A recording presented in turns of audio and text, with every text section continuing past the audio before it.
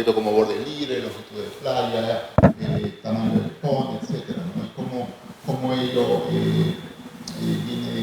viene trabajando.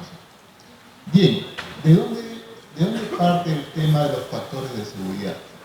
¿No? Vamos un poco más atrás respecto a cómo se establecen los aspectos asociados a los temas de factores de seguridad. Esto llega a través de una metodología que en el ambiente geotécnico se llama la metodología de equilibrio límite, de las cuales ha funcionado desde los años, desde 1916, ¿no? Que se viene aplicando esta metodología para revisar el desempeño de las presas de relieve, ¿no? Entonces, esta metodología en verdad sigue funcionando y creemos que es parte de un análisis en los procesos de evaluación de estabilidad de las presas. Sin embargo, esta metodología tiene que ser un poco ayudada por el avance actual de la tecnología. Quiero hacer un pequeño símil con el auto de Volkswagen Escarabajo, el cual quizás es uno de los autos más vendidos y más exitosos fabricados en el mundo. Sin embargo, este auto ha ido siendo superado sobre la base del avance de la tecnología y en particular aspectos de seguridad. En el tema del equilibrio límite, lo que nos ha ayudado a ir superando estos análisis está asociado fundamentalmente al avance de los software, ¿no? Que actualmente las capacidades numéricas que pueden tener las computadoras y su avance en ello, ¿no? Aún así lo seguimos utilizando, ¿no? Y puede ser un elemento que nos sirve como un screening inicial, ¿no? Para poder evaluar las estabilidades de un depósito de relaves. Entonces, aquí lo que hay que pensar es cómo ayudamos al equilibrio límite, ¿no? Uno de los temas, por ejemplo, que tiene en el caso de los escarabajos, por ejemplo, no tienen un airbag, no tienen los airbags, entonces no tienen un cinturón de seguridad de 3 puntos, ¿no? Entonces son temas que el escarabajo en su momento sirvió. El modelo de escarabajo sirvió para llegar del punto A al punto E, igual que un auto moderno. Sin embargo, un auto convencional actual, ¿no? Bajo los regímenes actuales, tiene todos estos sistemas de seguridad que nos ayudan a nosotros a mitigar. ¿Cuándo? Cuando perdemos el control. Entonces, si perdemos el control, mismo si nosotros somos excelentes conductores, teniendo un escarabajo, perdemos el control y las consecuencias de un choque pueden ser fatales. No tenemos alternativas para que ese choque, digamos, evite una muerte. Lo mismo pasa con un depósito de relaves, lo mismo pasa con una presa. Tenemos que crear condiciones en función a la tecnología, en función al conocimiento actual, que nos generen estos airbags, ¿no? Entonces, estamos hablando de un modelo, ¿no? Que nos sirve, insisto, como un screening para poder hacer una primera evaluación de las presas de relaves. Actualmente ya podemos utilizar modelos numéricos más sofisticados en 2 dimensiones, con elementos finitos, diferencias finitas, ¿no? Que nos permiten, además de factores de seguridad, saber cómo se va a deformar. Existen modelos más avanzados aún en la actualidad que trabajamos, por ejemplo, con Georgia Tech, con Virginia Tech, ¿no? Que está asociado al punto material, que todavía, dado el nivel numérico y la fortaleza de equipamiento que se requiere, todavía en Perú no es posible hacerlo. Bien, el equilibrio límite, ¿no? ¿Qué hacemos con el equilibrio límite? Sacamos una investigación geotécnica, ensayos de laboratorio, con eso definimos parámetros de resistencia, revisamos las condiciones geológicas del sitio y a través de la experiencia de un profesional, ¿no? Podemos hacer la evaluación y lo llevamos a un modelo bidimensional que tiene como output un factor de seguridad. Eso es lo que hace la metodología de equilibrio límite, y ahí están los factores de seguridad que nosotros necesitamos y que, digamos, normalmente la norma nos pide cumplir ciertos niveles de valores mínimos, ¿no? Que debemos alcanzar para establecer que la presa es segura o no. Sin embargo, tenemos algunos últimos eventos, como en el caso del Brumadinho, ¿no? Entenderán ustedes que estas presas tenían factores de seguridad superiores a la unidad.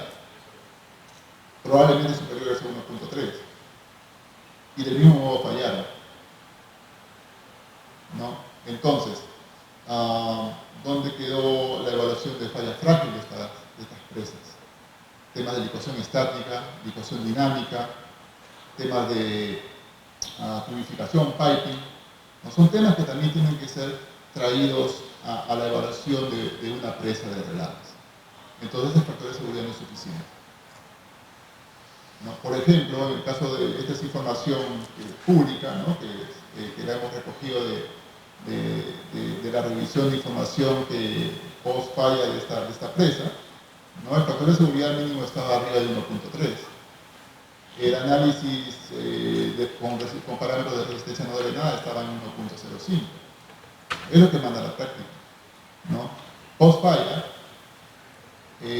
la norma brasileña incrementó este factor de seguridad con parámetros no drenados de 1 a 1.3.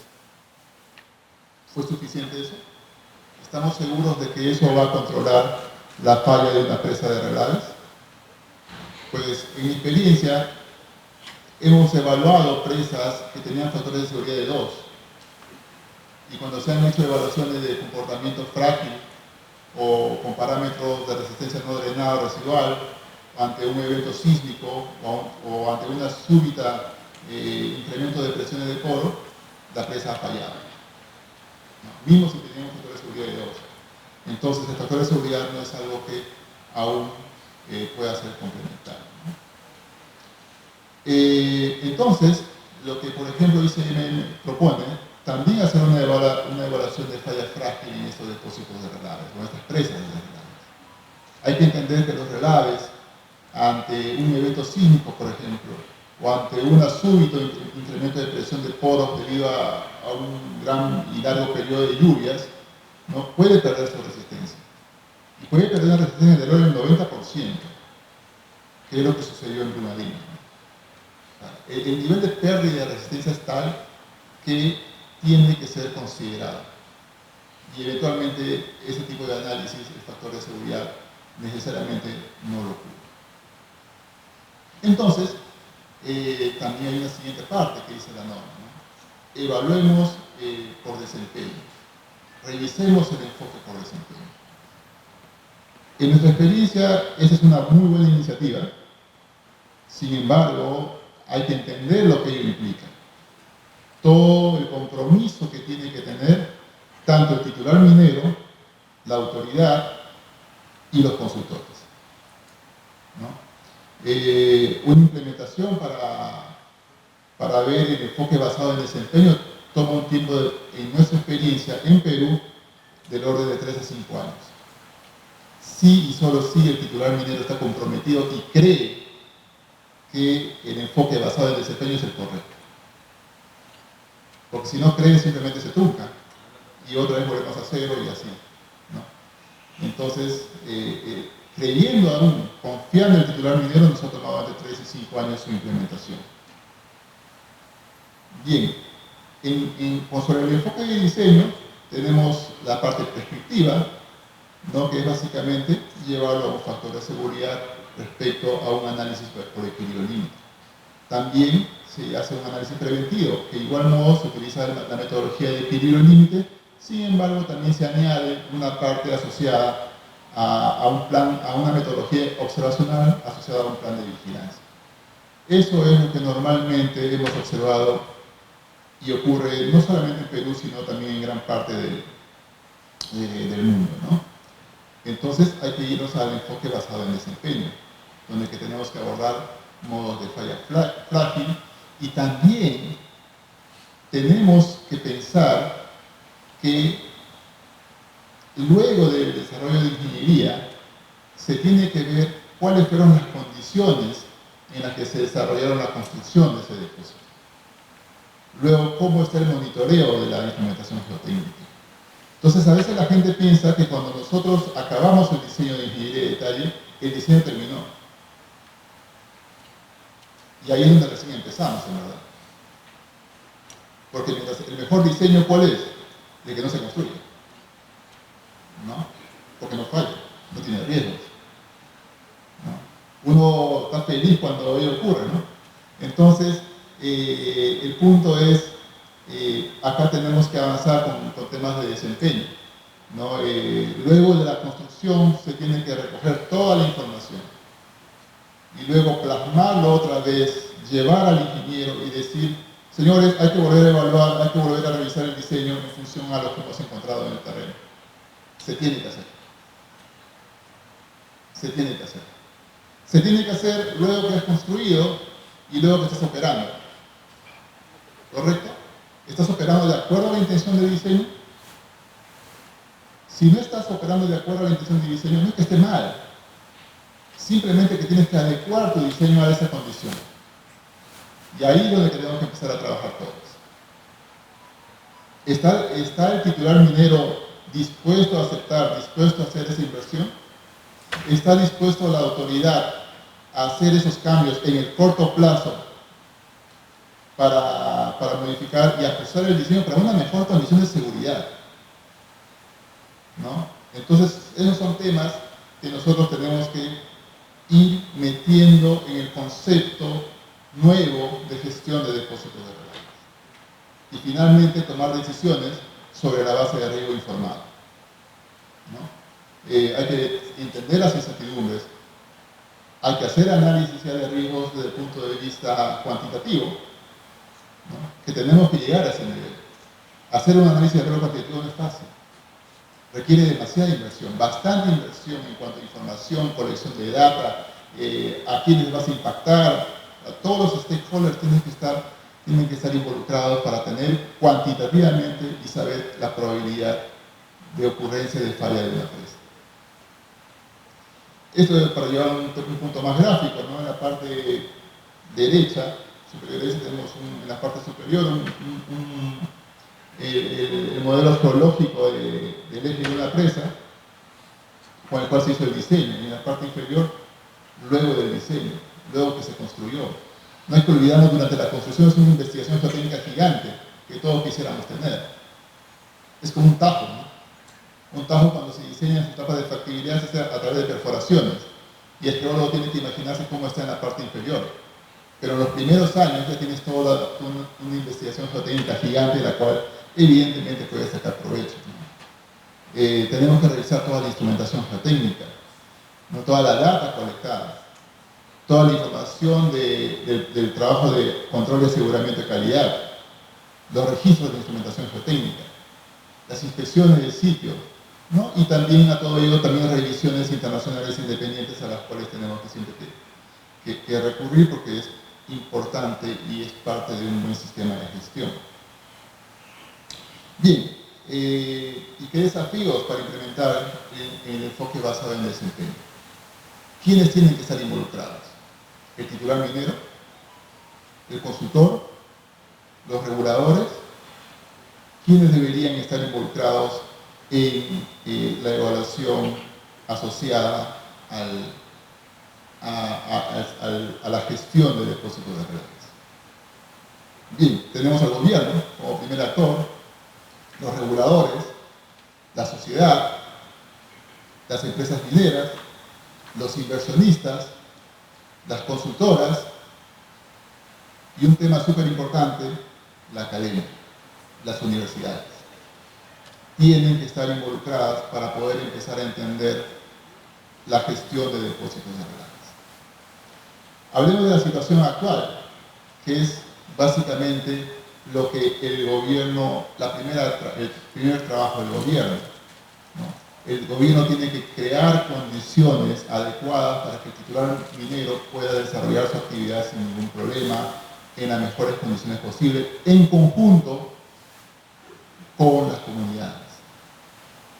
Porque lo real es que los recursos están ahí y tienen que ser extraídos. El Perú todavía sigue siendo un país competitivo en términos de producción, ¿no? La mano de obra todavía sigue siendo competitiva. La mano de obra peruana de una u otra manera es calificada con respecto a otros países y todavía seguimos siendo competitivos. Lo que tenemos que ajustar son algunas políticas, ¿no? Y es ahí donde el gobierno tiene que entrar a tallar, ¿no? Esta es información que colectada, digamos, del Ministerio de Minas, ¿no? Donde que básicamente el 85% de proyectos mineros, ¿no? Están en etapa conceptual, prefactibilidad y factibilidad. Entonces la pregunta es, ¿tenemos capacidad para atender todos estos proyectos mineros?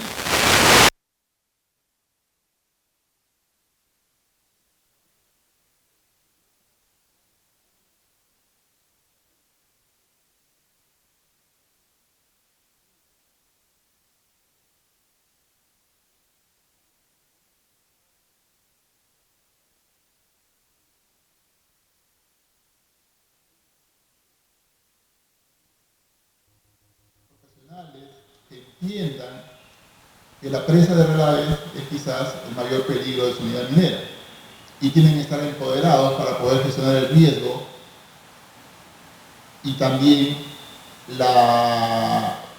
en no tomar decisiones en función a la parte económica, sino en función al riesgo, ¿no? La alta dirección, fundamentalmente la alta dirección tiene que definir las políticas en las cuales todos sus colaboradores tienen que estar alineados. Si la alta dirección no cree en el sistema de gestión, pues no vamos a llegar, el depósito de relaves no va a ser gestionado de la mejor manera posible y de acuerdo a las condiciones actuales. Los consultores, ¿no? Los consultores, actualmente muchos todavía seguimos promoviendo y seguimos con análisis de equilibrio límite, factores de seguridad y le seguimos dando vueltas y vueltas y seguimos tratando de sacar metodologías simplificadas, etcétera, ¿no? Para poder evaluar un depósito de relaves. Es tan crítica estos depósitos que lo último que se quiere es invertir. La ingeniería en la construcción de un depósito de relave quizás con suerte llegue al 3% del costo total. Y no estamos dispuestos a invertir más en ingeniería. Son temas que con una política sí se hace, sí se llega a mejorar estas condiciones, ¿no? Yéndonos a la parte de la academia, en MyPISOL hicimos un ejercicio, ¿no? De los 26 ingenieros civiles que han ingresado a MyPISOL en los últimos 2 años, hicimos una encuesta para entender si ellos conocen o entienden de qué se tratan los depósitos de relaves o los relaves en términos generales, ¿no? Debo decir que en MyPISOL nosotros, básicamente los ingenieros tienen entre los 22 y 24 años, en los cuales son formados en una cultura para manejar depósitos de relaves y es por eso que solamente hacemos eso, ¿no? Entonces, hicimos una encuesta privadas, nacionales, y básicamente el 75% nunca escuchó temas asociados a depósitos de relaves o relaves mismos durante su pregrado. Entonces la gente, el Perú siendo un país minero, no está formando profesionales orientados. Y de este 75%, el 100% llevó cursos de relaves como electivos, ¿no? Entonces, ahí hay un tema que nos va a cobrar factura más adelante, porque no vamos a tener profesionales preparados para el sector minero. Y lo más triste es que esta escasez no solamente es en Perú, es a nivel global. Y los talentos peruanos salen, ¿no? En MyPISOL nosotros, no sé, 3, 4 ingenieros se van, ¿no?, al extranjero, ¿no? Porque son felizmente otras oficinas nuestras, pero igual van por un tema de conocer de mayores experiencias, etc., ¿no? Nos falta una visión integral de la gestión de depósitos de relaves. Todavía cuesta entender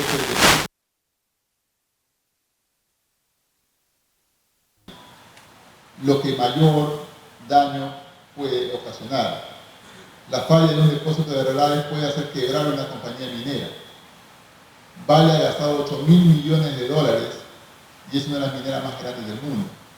Y todavía sigue gastando. Y no ha cubierto, no sé, se me ocurre un número, no sé, pues el 30% del daño que todavía está por venir y por reparar. Están descaracterizando sus depósitos de realidad. ¿Qué significa descaracterizar? Que están sacando el realidad y lo están poniendo en otro sitio, ¿no? Entonces, como la gente no entiende mucho o no está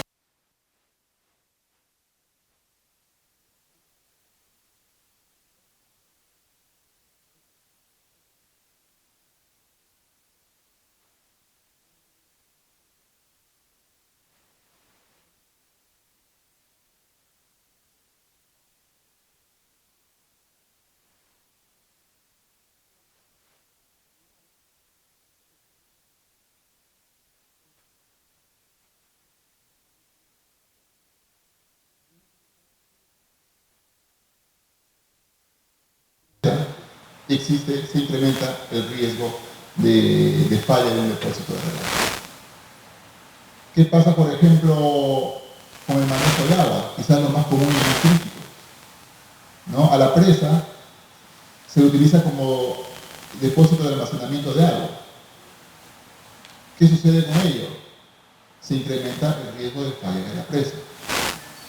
O cuando estamos...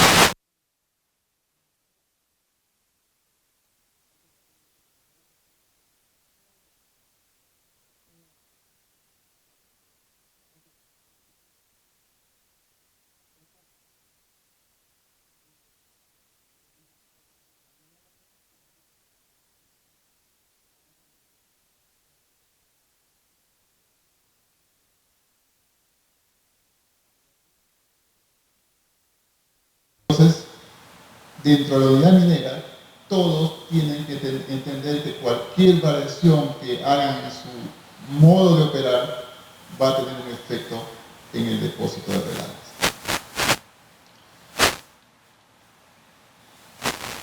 Como ya les mencioné, temas, nos faltan ciertos aspectos de flexibilidad en los procesos. Acá tenemos que siempre, como les comenté anteriormente, tenemos que luego de cada etapa de diseño de prefactibilidad, de diseño de factibilidad, tenemos que volver a analizar los riesgos, atacar los que sean más altos y llevarlos a un nivel de riesgo tolerable para la institución.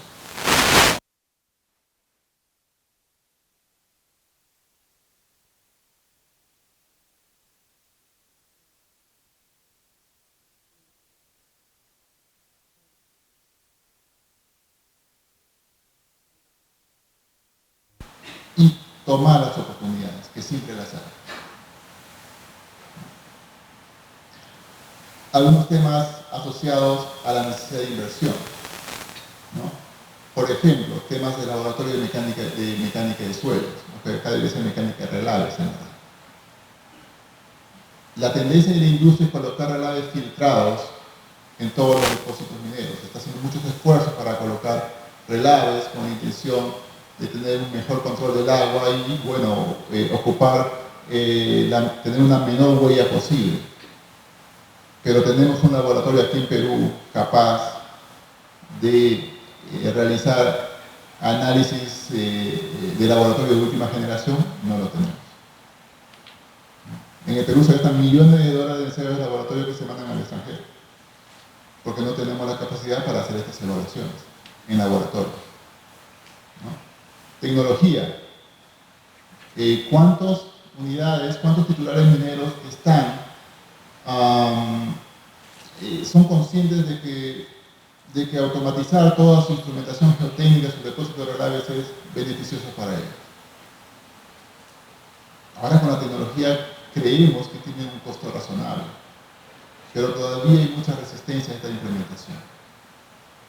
Todavía esto, insisto, si no hay la política de tratar de utilizar la última tecnología disponible, no es fácil de llegar, ¿no? Entrenamiento de los operadores, ¿no? Los operadores tienen que ser entrenados continuamente en todos los niveles, como lo mencioné anteriormente. Y la academia, ¿no? Promover que la academia esté involucrada, cómo se acerca el titular de cómo nos acercamos a las universidades para promover el entendimiento de estos depósitos de relaves. Alguna vez fui a dar una charla a una universidad y la sorpresa, en vez de estar emocionados por tener presas de relaves aquí en Perú, y que son, en Perú hacemos presas de última generación, ¿no? Como les mencioné en el spot, acá se están construyendo las presas más altas del mundo. Me parece que la de Cerro Verde vamos a llegar casi a los 300 y picos de metros de altura. Antamina, Constancia, más de 200 metros, Quellaveco, o sea, son presas grandes y no es común. Son las presas más grandes del mundo, no lo duden de eso, ¿no? Y son diseñadas con altos estándares, están sometidas a grandes revisiones, ¿no? Entonces tenemos que acercarnos a la academia, ¿no? Y lo primero que me preguntaron, más que estar emocionados en el diseño de presas, me preguntaban cuánto contaminábamos, ¿no? Son temas que tenemos que empezar a trabajar. Bien, ¿qué beneficios nos trae mejorar la situación actual? El primer beneficio es seguridad, ¿no? Vamos a tener presas que no tengan, digamos, fallas catastróficas, ¿no? Que es el principal objetivo del ICMM, ¿no? El ICMM lo que quiere es evitar fallas catastróficas. Sobre la base que hay una falla, a ver, si tenemos una falla, si tenemos algunos airbags incorporados en el diseño del depósito relave, no van a ser catastróficas. Y ahí es donde tenemos que trabajar. El conocimiento, ¿no? Tenemos que gestionar esto para que seamos los mejores gestores en depósitos de relaves, ¿no? Inversión. Un país donde los temas asociados a seguridad de presas de relaves y tener materia prima en respecto al conocimiento seguramente va a ser atractivo para los inversionistas, ¿no? Y seguramente van a venir a invertir en Perú. ¿Por qué? Porque casi las presas no fallan, ¿no? Es importante ese aspecto. Y finalmente, la confianza, ¿no? La confianza es algo que no se compra y la que tenemos que trabajar, ¿no? Y eso es un tema realmente relevante que tenemos nosotros que tratar de cultivar tanto con las autoridades, con el titular minero y con las comunidades. La confianza es algo que tenemos que trabajar y bastante. Bien, tengamos una visión integral. Esta es una adaptación de lo que recomienda ICMM y tenemos que, en la visión integral, tener estos pilares, ¿no? Asociados a responsabilidad ambiental, transparencia, seguridad y salud, derechos humanos, comunicación efectiva del riesgo en todos los niveles, en las comunidades, a las autoridades e internamente, innovación en términos de sostenibilidad y promoción de la investigación. Y no hay que olvidar que cuando implementemos esto, no es que ya hayamos terminado nuestra labor, todavía lo podemos hacer mejor. Tenemos que trabajar en la cultura organizacional para una gestión de relaves. Tenemos que tener modelos de gobernanza adecuados que puedan atender estándares globales, estándares locales y estándares corporativos. Todos estos aspectos se juntan en un sistema de gestión de relaves. Una presa tiene que tener un sistema integrado de gestión de relaves. Casi todas las minas tienen sistemas ISO, un estándar ISO. El sistema de gestión de relaves si lo tienen, es fácilmente adaptable. Es fácilmente adaptable y debería hacerse. Todas las presas deberían tener su sistema de gestión de relaves. Seguimiento continuo, ¿no? El seguimiento está asociado al monitoreo de las presas de relaves, a las inspecciones visuales, por el operador, por el ingeniero de registro, por los expertos de los paneles de revisores independientes, el uso de la última tecnología como satélites, ¿no? Etcétera. Finalmente, entrenamiento a los operadores. ¿no? Los operadores en todos los niveles tienen que ser operados, ¿no? Inclusive yo sí tengo un particular apego a trabajar, tienes que trabajar desde la alta dirección hasta el responsable de la presa y hasta la persona que abre y cierra las válvulas de los espigos en los depósitos de relaves. Eso es importante. Ellos entienden y ven el día a día del depósito de relaves. Ellos tienen que entender qué puede ser crítico y qué no. Entonces todos no tenemos que esperar a un consultor que llegue y que nos diga que está mal. Todos tienen que entender cómo funciona un depósito de relaves. Y cuál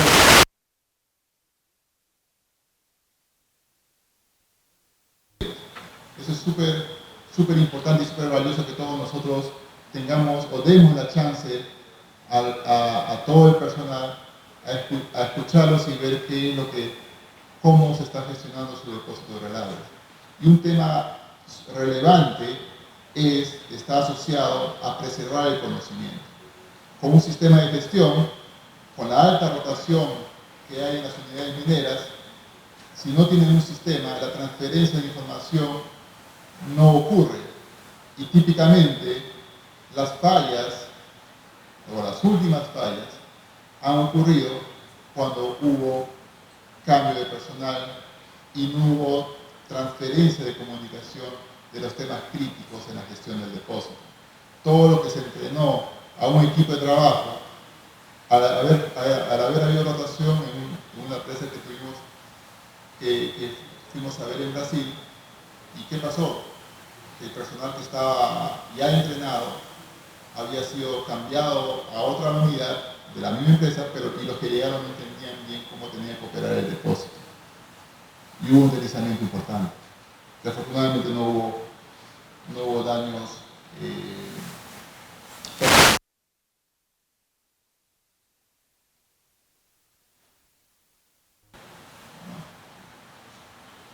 Tenemos que cambiar los enfoques actuales de regulaciones de seguridad minera. Tenemos que adaptarnos y tenemos que promover más los aspectos asociados a lo que guía el ICMM como una buena iniciativa. Tenemos que evaluar el desempeño de las presas en función a toma de decisiones de un riesgo informado. Tenemos que trabajar en el análisis y en la gestión de riesgos, ¿no? Para poder tomar las medidas adecuadas y de manera oportuna.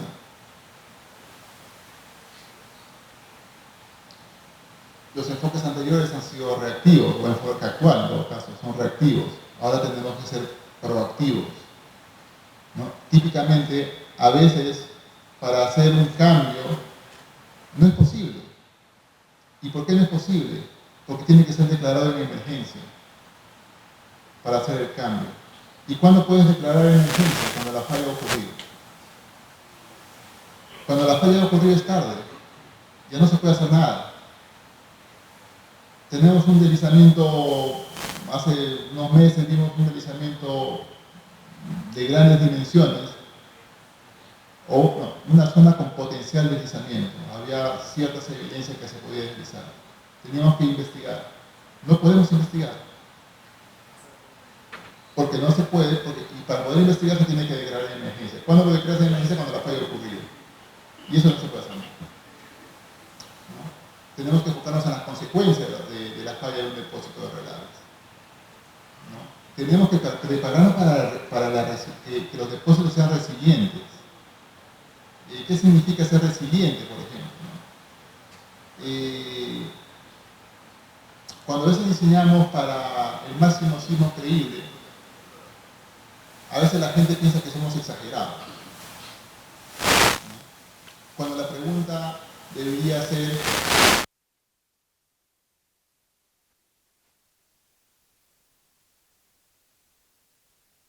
y ocurre. En el último sismo de Turquía, 2 sismos de gran magnitud ocurrieron. Normalmente, un sismo viene acompañado de otro sismo. Entonces, nuestra estructura tiene que ser capaz de soportar los 2 sismos. Lo mismo con los eventos extremos de tormenta. Igual, ¿por qué trabajas con la PMP? Trabaja con 100, con 500 años. o con 10.000 años. Cuando es posible, ¿y por qué no trabajamos con 2 PMPs? ¿Le bajamos la probabilidad de ocurrencia? Claro. ¿Es un costo? Sí, sí es un costo. Cuesta. Pero es nuestro herba en caso de que algo salga mal, ¿no? Tenemos que planificar con las comunidades, no para las comunidades. Tenemos que integrarlos en nuestros planes de planificación. Ellos son parte del sistema, ¿no? A veces les decimos, tú vas a hacer esto, esto y aquello, ¿no? Y no es así. Tenemos que entenderlos, tenemos que escucharlos, ¿no? Y bien, ya cerrando esta presentación, lo que sí también quería traer una reflexión respecto a temas de seguridad. Tú puedes tener un buen diseño de tu presa de relaves. Puedes tener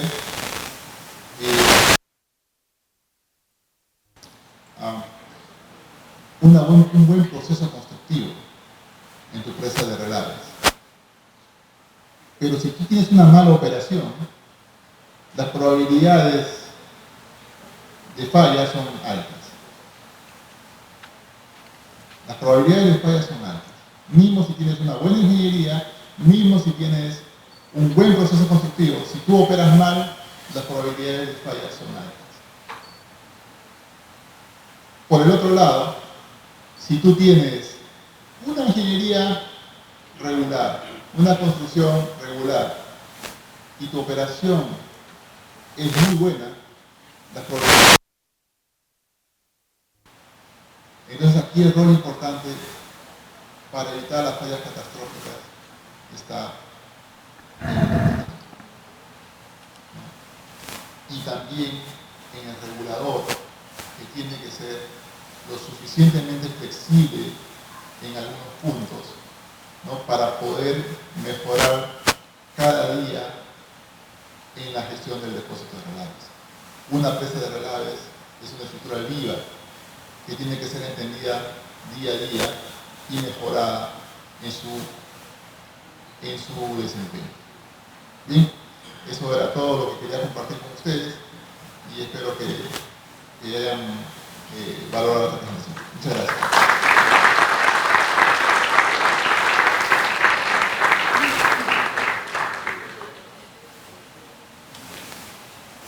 Bien, muchas gracias Rubén. Tenemos una pregunta y para las personas también que todavía están procesando ahí toda la información que hemos escuchado, nos indican y tienen el número por favor para que vayan haciendo su pregunta. Bien, Rubén dice, ¿cuáles serían los mecanismos o acciones que se deben realizar como país para lograr involucrar a las universidades con los procesos de manejo de los depósitos de relaves? Difusión, llevar a los ingenieros jóvenes, especialmente de las zonas donde el proyecto se está desarrollando, ¿no? Para que vean y entiendan los desafíos técnicos que representa construir una presa de relaves.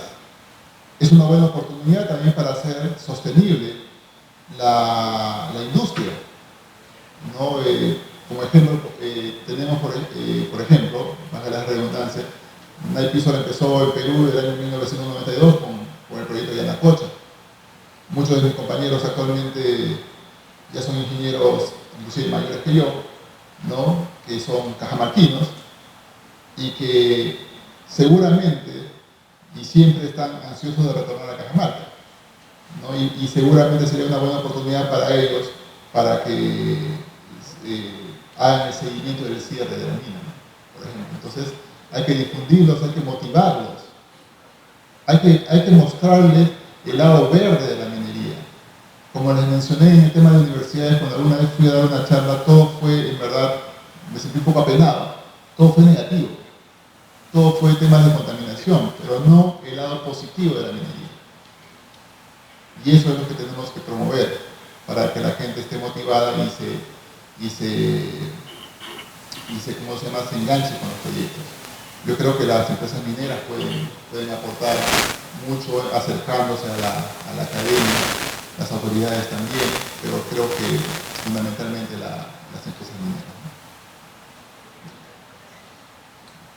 Bien, parece que no hay preguntas, no se han animado a realizar algunas preguntas, pero qué buen mensaje, Rubén, el que nos compartes, porque definitivamente es importante ver el lado claro, no solo el lado oscuro de la luna, sino la parte positiva de esta actividad tan enriquecedora como es la minería, que nos da muchos beneficios. Tenemos que promover esos beneficios que nos brindan. Y, obviamente, los temas que hay que mejorar, por eso estamos en este tipo de eventos, en este tipo de seminarios, para poder encontrar esas propuestas, esas nuevas propuestas y poder plantearlas. El día de mañana, por ejemplo, ustedes lo tienen en su programación, vamos a poder escuchar las buenas prácticas que se vienen realizando a nivel nacional. Así que ustedes pueden verlo en la programación. Mañana seguramente ustedes también se van a llevar muchas otras ideas. Muchas gracias. Les pedimos un aplauso.